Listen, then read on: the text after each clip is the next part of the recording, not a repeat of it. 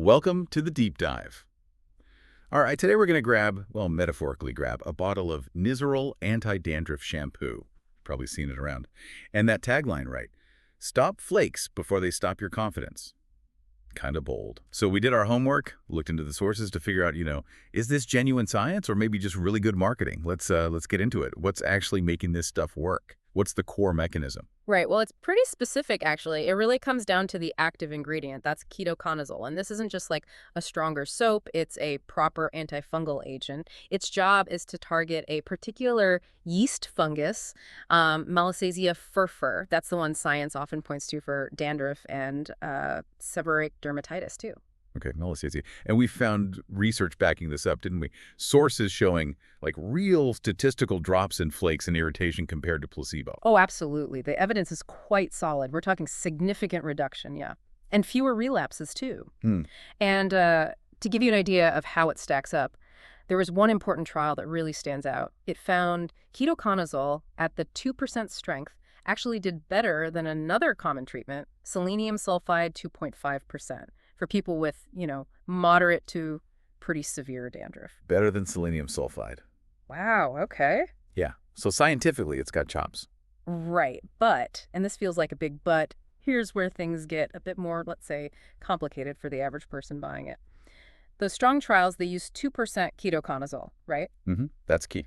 But the bottle you usually find on the shelf, the over-the-counter one, that's generally only ketoconazole 1%. Exactly. And that difference, it matters. It really does. It's crucial for setting, realistic expectations about what it can do. Which probably explains some of its limitations then, because it is really good against that Malassezia fungus. Yes, very effective for fungal-driven dandruff. But it's not designed as a fix-all for any kind of flaky scalp, is it?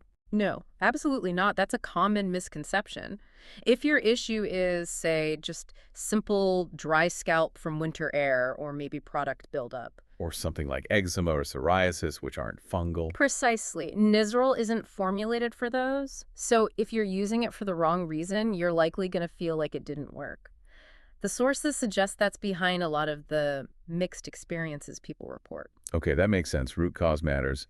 But then there's another potential problem. If you do have fungal dandruff, right, like how people actually use it. Oh, yeah. This is probably the biggest one. User error.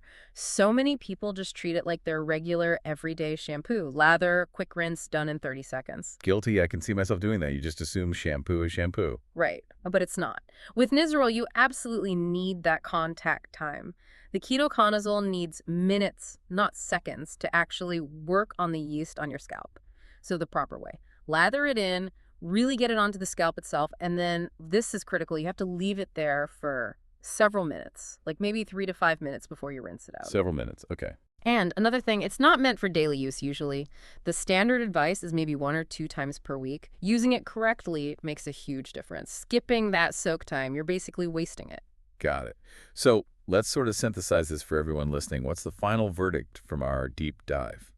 Nizoral seems, well, legitimate. It's backed by science. If your flaky scalp is mainly down to that fungal dandruff Malassezia, it's a really solid option to consider. But crucially, it's not some miracle cure for every single person with flakes. And if you go in expecting instant results from that 1% formula, or you don't use it right, you might be disappointed. Exactly. So the real takeaway here for you, the listener, is that whether Nizoral works effectively really boils down to 3 main things. 1, have you correctly identified the cause? Is it definitely fungal or something else? 2, are you using the product correctly? That means leaving it on long enough. And 3, are your expectations realistic about the timing and the 1% strength? Which brings up, I think, a really important question for you to consider. Is the strategy you're using right now actually tackling the root problem of your scalp issue? Or are you perhaps just, treating a symptom without getting to the core? Something to think about.